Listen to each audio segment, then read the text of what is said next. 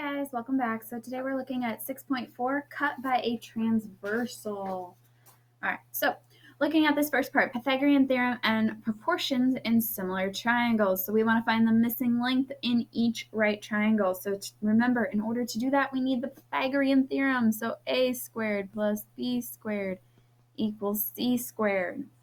So on number 1, 12 is our b or a, either one. The legs can be either a or b. It doesn't matter which way you do it.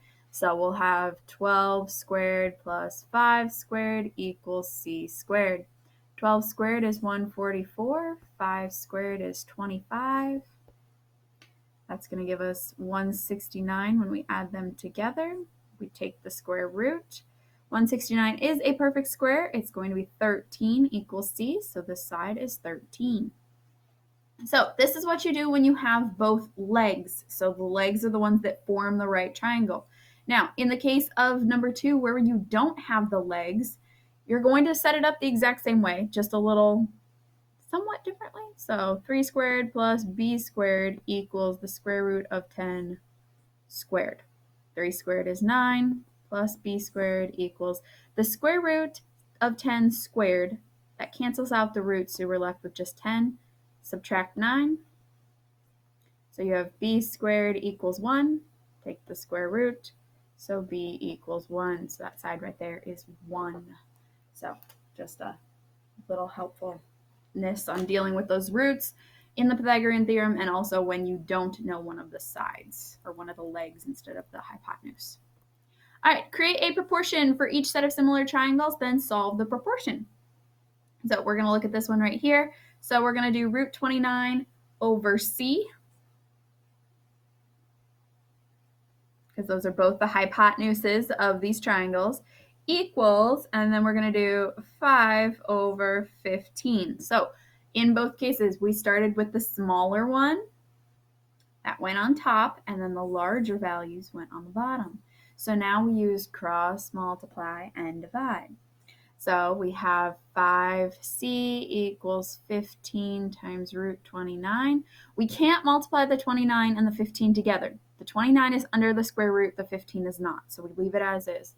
Then we divide by 5.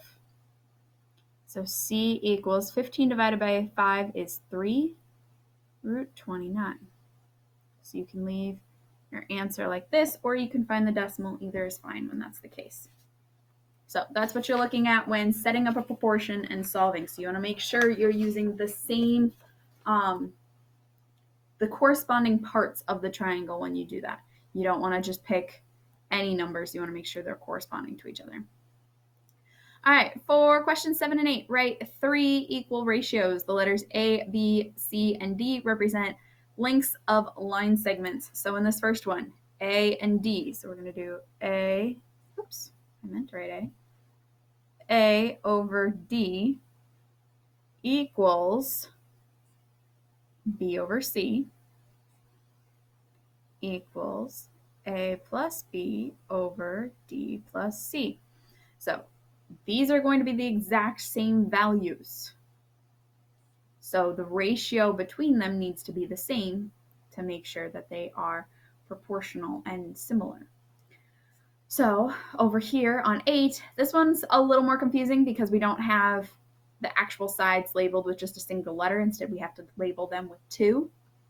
But we have AB and BC or CB.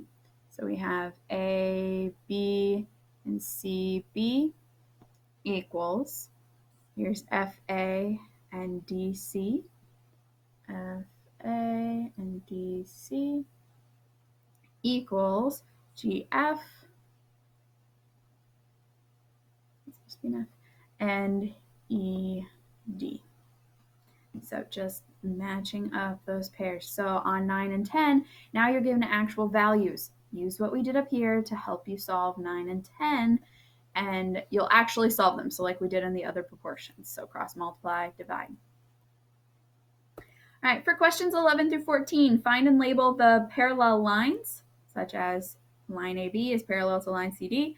Then write a similarity statement for the triangles that are similar, such as triangle ABC is similar to triangle XYZ. The little tilde right here, that means similar to. So if we look here, which line segments are parallel? Well, that'd be BC and ED. So BC is parallel to ED. So that means triangle ABC is similar to triangle AED. And there's your answer. Do the same thing on number 12. Don't forget to do number 12. A lot of people skip it because it's a picture, but there's still a triangle in there that you're trying to solve. So this one will have 3 parallel lines. So some will have more than others, okay? All right, same idea for 13 and 14. All right. The last section, we are looking at similarity in slope triangles. So each line below has several triangles that can be used to determine the slope.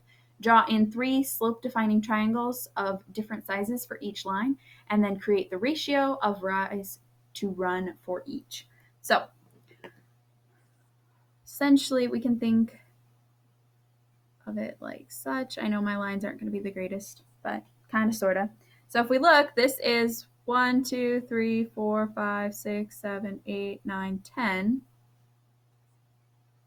That's our run. And 1, 2, 3, 4, 5. So 5 over 10 equals, well, here's another triangle. That's going to be 4 over 8 equals, there's another one, 3 over 6. So there are slope triangles. Now you could draw all of them if you want. You don't have to, but these would represent our different slope triangles, different bases on there, and these would represent our slope, which, as we can tell, our slope is 1/2 for this. So that's our rise over run. All right, so you'll do the same thing for 16, 17, and 18, okay? And remember, if it's going down and to the right, it's going to be negative, so make sure you have it negative. All right, your keyword for this lesson is transversal, transversal. If you guys have any questions, feel free to ask. Have a great day, guys. Bye.